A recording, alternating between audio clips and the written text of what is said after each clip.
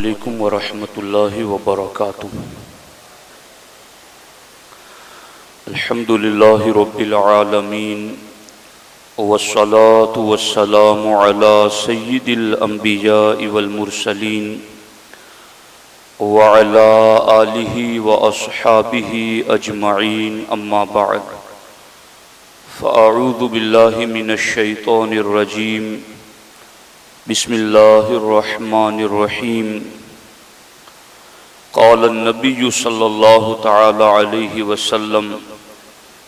قد جاءکم رمضان شہر مبارک صدق رسولہ النبی الامین المختار الکریم الرؤوف الرحیم۔ انتہائی احترام و عقیدت کے ساتھ حضور سید المرسلین، خاتم الانبیاء،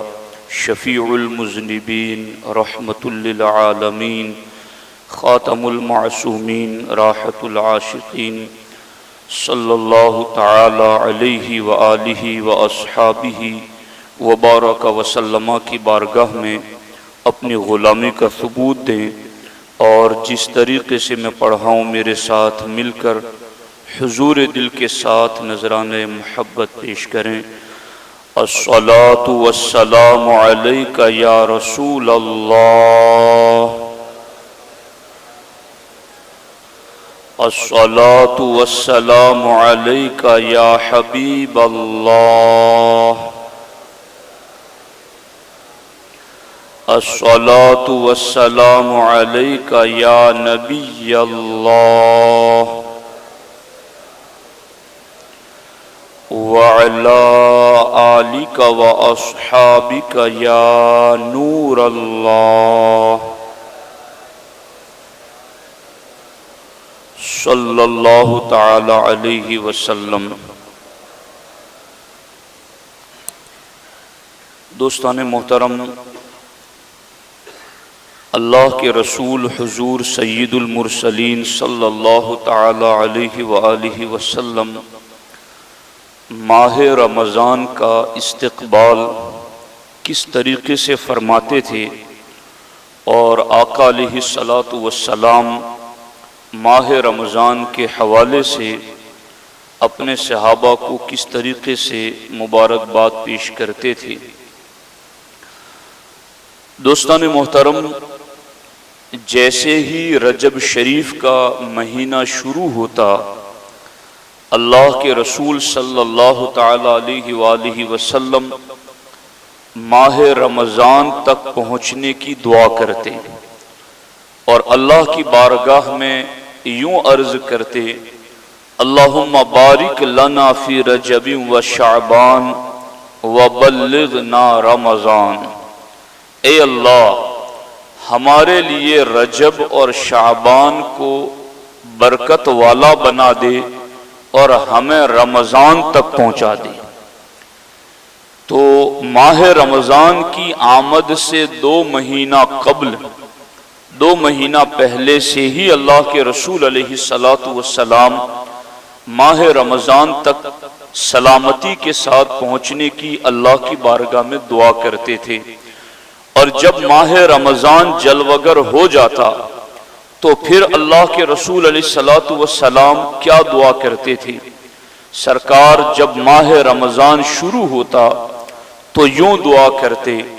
اللہم سلمنی من رمضان وسلم رمضان لی وسلمہ منی۔ اے اللہ، مجھے رمضان کے لیے سلامتی یعنی صحت اور تندرستی عطا فرما، اور میرے لیے رمضان کے اول اور آخر کو بادل وغیرہ سے محفوظ فرما، وَسَلِّمْهُ مِنِّي، اور اس رمضان میں میری حفاظت فرما۔ تو اللہ کے رسول صلی اللہ تعالی علیہ وآلہ وسلم یوں ماہ رمضان کی آمد پر اللہ کی بارگاہ میں صحت اور تندرستی کی بھی دعا فرماتے، اور رمضان کا پہلا چاند اور آخری چاند شوال کا یعنی رمضان کے اول اور آخر کو محفوظ ہونے کی بھی دعا کرتے، تاکہ بادل اور ابر کی وجہ سے کسی طرح کا کوئی شک شبہ نہ رہ جائے۔ تو دوستان محترم، آپ غور کریں کہ ماہ رمضان کی آمد سے 2 مہینہ قبل سے ماہ رمضان تک پہنچنے کی دعا، اور پھر ماہ رمضان جلوگر ہو جائے تو سلامتی کی دعا، اور جب ماہ رمضان آنے والا ہوتا 1 دن پہلے اللہ کے رسول صلی اللہ علیہ وآلہ وسلم صحابہ کرام کو جمع فرماتے اور جمع کر کے سرکار دو عالم صلی اللہ علیہ وآلہ وسلم ان کے سامنے ماہ رمضان کے فضائل پر خطبہ ارشاد فرماتے، اور سرکار دو عالم صلی اللہ علیہ وآلہ وسلم کا وہ خطبہ بھی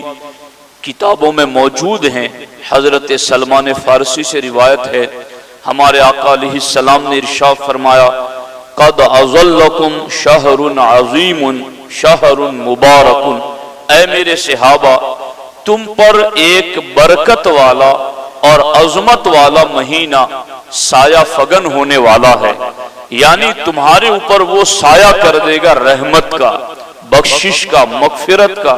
اللہ کی عنایتوں کا۔ تو وہ مہینہ تمہارے درمیان جلوگر ہونے والا ہے جس کے پہلے 10 دن رحمت کے ہیں، دوسرے 10 دن بخشش کے ہیں، اور آخری 10 دن عذاب جہنم سے آزادی کے ہیں۔ اللہ کے رسول علیہ السلام نے پھر مختلف مقامات پر اس کی تشریح کرتے ہوئے ماہ رمضان کے فضائل ذکر کیے کہ یہ وہ مہینہ آ رہا ہے جس میں تم نفل ادا کرو گے تو اللہ تمہیں فرض کا ثواب عطا فرمائے گا، فرض ادا کرو گے تو باقی مہینوں کے 70 یعنی 70 فرضوں کے برابر رب تمہیں اجر و ثواب عطا فرمائے گا۔ یوں اس طریقے سے اللہ کے رسول علیہ السلام ماہ رمضان کی آمد سے 1 دن پہلے خطبہ دے کر کے صحابہ کرام کو ماہ رمضان کے فضائل سناتے، اور ماہ رمضان میں کمی کوتاہی رہ جائے اس سے اللہ کا خوف دلاتے، اور اس سلسلے کے اندر اپنی امت کو تیار کرتے کہ یہ ایک آخرت کی کھیتی کا موسم بہار آ رہا ہے، اس کا صحیح استعمال کرنے کے لیے اپنے آپ کو تیار کر لو۔ دوستان محترم، اللہ کے رسول علیہ السلام کا ایک معمول یہ بھی تھا، اذا دخل رمضان تغیر لونہ، کہ جب ماہ رمضان داخل ہوتا تو اللہ کے رسول علیہ السلام کے چہرے کا رنگ بدل جاتا تھا۔ حقوق عبادت کی ادائیگی میں کے حوالے سے ذمہ داریاں بڑھ گئی تو اللہ کے رسول علیہ السلام کے چہرے اقدس کا رنگ مبارک تبدیل ہو جاتا تھا۔ اور حدیث پاک میں عائشہ صدیقہ رضی اللہ تعالیٰ عنہ یہاں تک فرماتی ہیں کہ جیسے ہی رمضان کا مہینہ شروع ہو جاتا شد مئزرہ، تو سرکار دو عالم صلی اللہ علیہ وسلم کمر باندھ لیتے تھے۔ یعنی ہم جب کوئی بڑا کام کرنا ہوتا ہے تو کہتے ہیں کمر کس لو، اب بڑا اہم کام کرنا ہے۔ یہی لفظ حدیث پاک میں عائشہ صدیقہ نے ذکر فرمائے ہیں کہ جب رمضان کا مہینہ داخل ہوتا تو اللہ کے رسول علیہ السلام شد مئزرہ، اپنی کمر باندھ لیتے، کمر کس لیتے، اور سرکار پھر بستر کی طرف نہیں پلٹتے بلکہ راتوں کو عبادت میں گزارا کرتے تھے۔ دوستان محترم،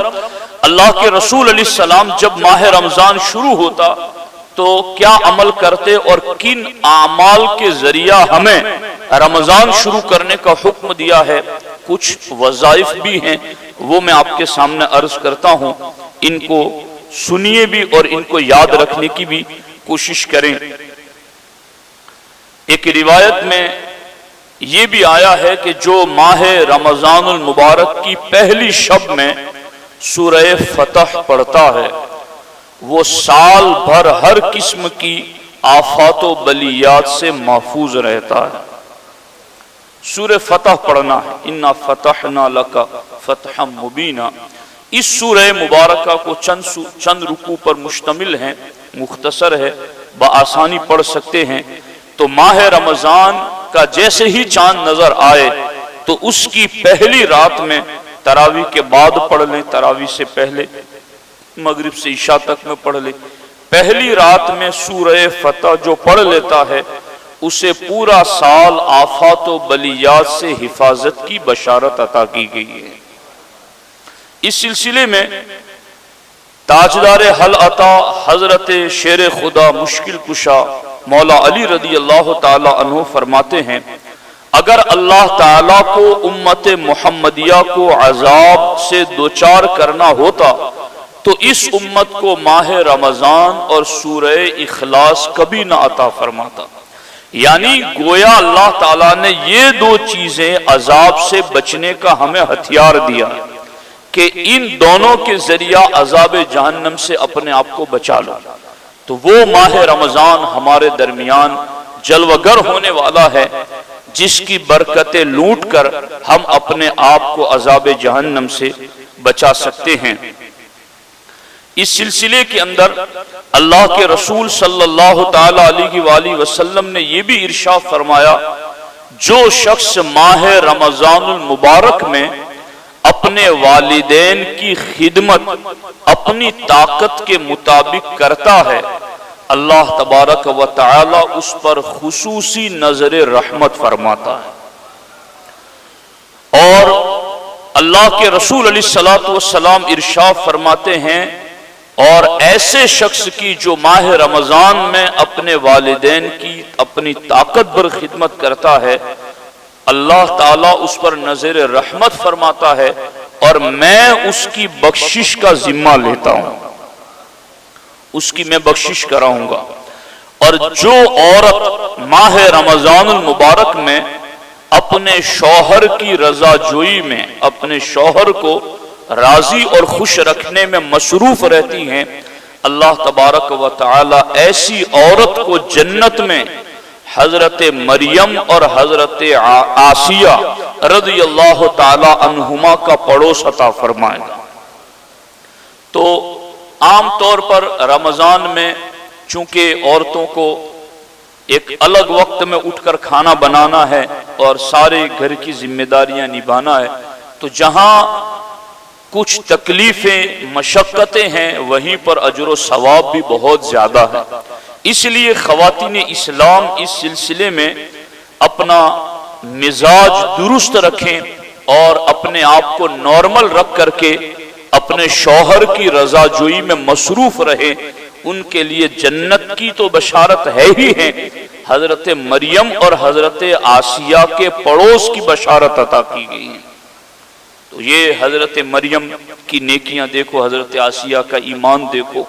اور پھر ان کے ساتھ رہنے والی جو شان ہے، یہ ایک منفرد شان ہے جو ماہ رمضان میں اس نیکی کرنے پر عورتوں کو اللہ تعالیٰ عطا فرمائے گا۔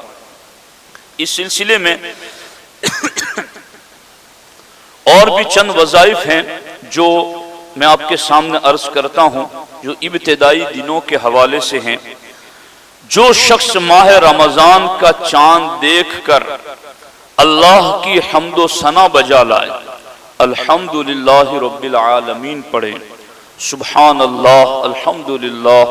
اللہ اکبر پڑھ کر کے اللہ کی حمد و ثنا کرے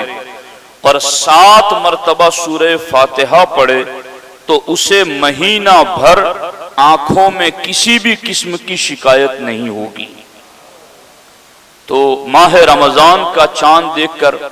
حمد و ثنا کریں، اللہ کی تسبیح اور تہلیل اور تقدیس پڑھیں اور 7 مرتبہ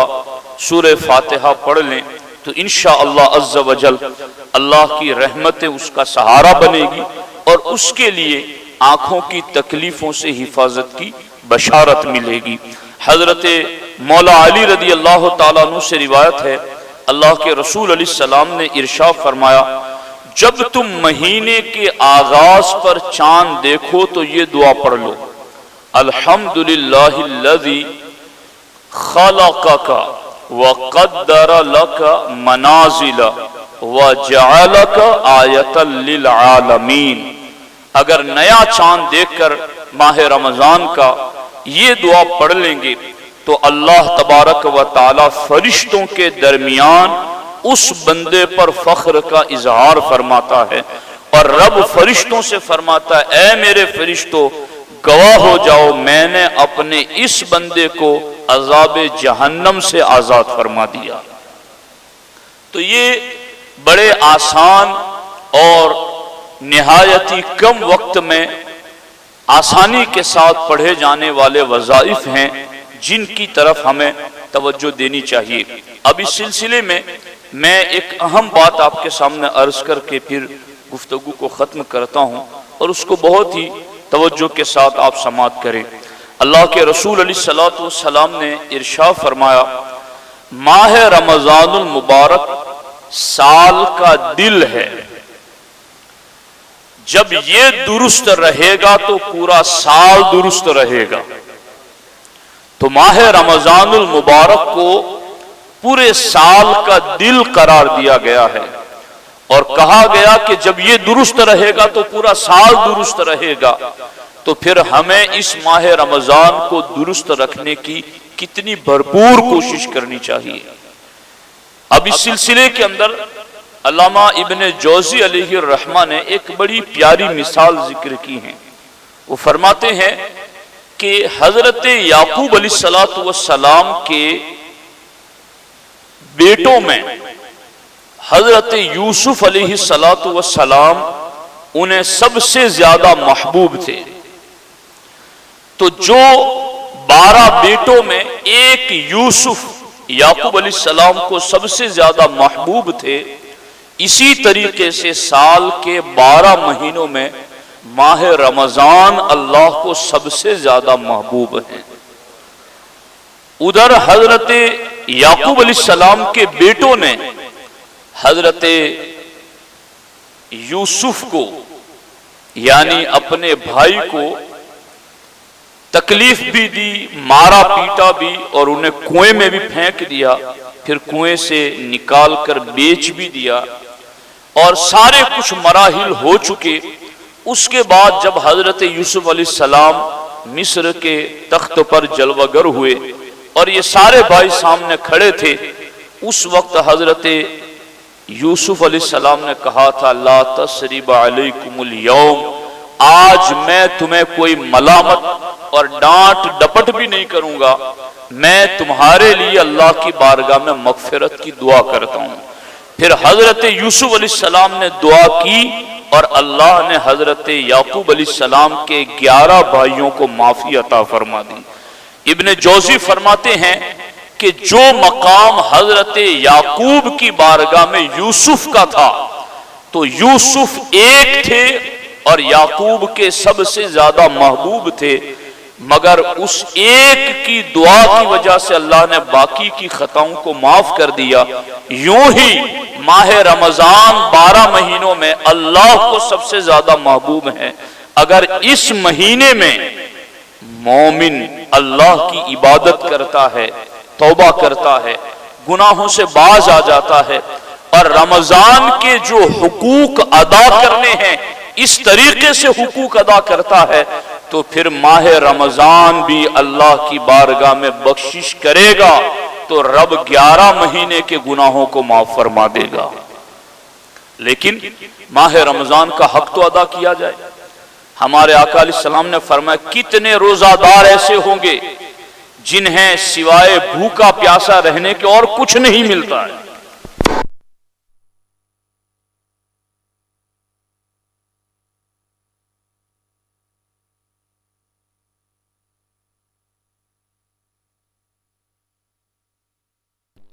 آنا ہے،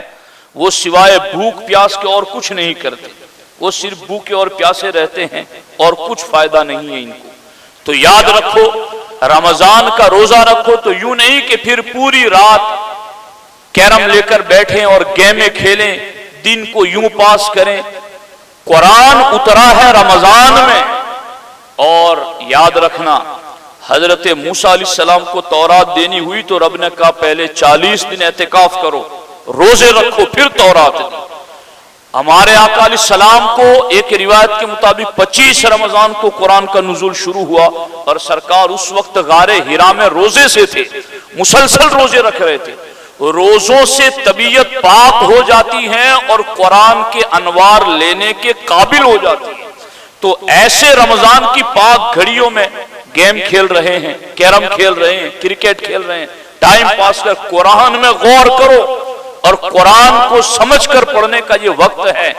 بھوک پیاس کی وجہ سے جو دل پاک ہوتا ہے وہ بہت جلد قرآن کے انوار کو قبول کر لیتا ہے۔ تو ان گھڑیوں کو غنیمت سمجھو،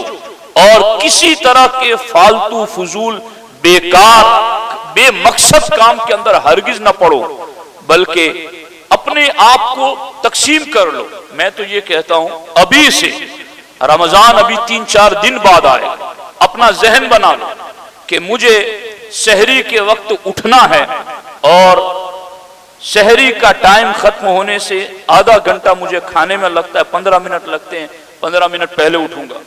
اٹھ کر وضو کر کے فارغ ہو کر ضروریات سے تہجد کی نماز ادا کرے۔ ایک ذہن بنا لے آج سے، اور اس کے لیے اپنے آپ کو تیار کریں۔ اس میں لگتا کہ عام دنوں میں لوگ اٹھ نہیں پاتے، یہ رمضان ہے، نفل فرض کے برابر، فرض 70 گنا زیادہ، اور کتنا آسان ہے، 15 منٹ پہلے اٹھنا ہے، 15 منٹ میں کیا جاتا ہے، لیکن ایک عادت بن جائے گی، پریکٹس ہوگی ہماری، تربیت ہوگی ہماری۔ تو اٹھیں جلدی، تہجد پڑھیں، سحری ضرور کھائیں، اور اس میں بھی برکتیں ہیں، اور اس کے بعد پھر مسجد آ جائیں، قرآن کی تلاوت کریں، نماز فجر با جماعت ادا کرنے کی کوشش کریں، اور اس کے لیے مسجد آئیں، پھر کچھ نماز کے بعد اوراد و وظائف پڑھیں، پھر آرام کریں، پھر اپنے معمولات کی طرف نکلیں، اور ایک پورا صبح سے لے کر شام رات کو سونے تک کا پورا نظام بنائیں۔ تراویح پڑھنے کے بعد کچھ اوراد و وظائف پڑھ لیں، کچھ نیکیاں کر لیں۔ تو یوں اس طریقے سے ابھی سے ماہ رمضان آیا نہیں ہے، اپنا ذہن بنا لیں اور اپنے آپ کو تیار کر لے۔ یوں اس طریقے سے اگر ہم نے ماہ رمضان کا استقبال کیا تو یاد رکھیں یہ سال کا دل ہے، اگر یہ درست ہو گیا تو ہمارا پورا سال درست ہو جائے۔ اب اس پر آپ امام صفوری رضی اللہ تعالیٰ عنہ نے یہ بھی فرمایا کہ جو شخص ماہ رمضان میں عبادت پر جمع رہتا ہے، اللہ تعالیٰ اسے ہر رکعت پر جنت میں نور کا ایک شہر بطور انعام عطا فرمائے گا۔ جو ڈٹ کر کے عبادت کرتا ہے، ایک رکعت کے اوپر نور کا ایک شہر جنت میں ملے گا۔ اور اللہ کے رسول علیہ الصلوۃ والسلام نے یہ بھی فرمایا جو کوئی شخص ماہ رمضان میں کسی حاجت مند کی ضرورت پوری کرتا ہے، اللہ تبارک و تعالی اس کی 10 لاکھ حاجتیں پوری فرمائے گا۔ تو بڑی برکتوں والا، سعادتوں والا، بخششوں والا مہینہ آ رہا ہے۔ خاص طور پر اپنے مرحوموں کو یاد کرو، ان کی بخشش چاہو، ان کے لیے دعا کرو، ان کی طرف توجہ کرو، کچھ نہ کچھ پڑھ کر کے روزانہ ان کی روحوں کو ایصال ثواب کرو۔ یہ وہ دن آ رہے ہیں کہ ہر دن میں 10-10 لاکھ لوگ عذاب جہنم سے آزاد ہوتے ہیں۔ کوشش کرو اپنے اہل ایمان مرحومین اس میں آ جائے، گر گڑاؤ اللہ کی بارگاہ میں، رو اور اللہ کی بارگاہ میں اپنے مرحومین کی بخشش چاہو۔ تو ایسا عظیم مہینہ جب ہمارے درمیان آ رہا ہے تو اس کی آمد سے قبل پلاننگ ہونی چاہیے، ترتیب ہونی چاہیے، اور باضابطہ رحمتیں لوٹنے کے لیے ہمیں اپنے آپ کو تیار کرنا چاہیے۔ اللہ کریم کی بارگاہ میں دعا ہے اللہ جل مجدہ الکریم ہمیں آپ کو ماہ رمضان میں صحت و سلامتی عطا فرمائے، اور اللہ تبارک و تعالی ہمیں عبادتوں پر استقامت نصیب فرمائے۔ السلام علیکم ورحمۃ اللہ وبرکاتہ۔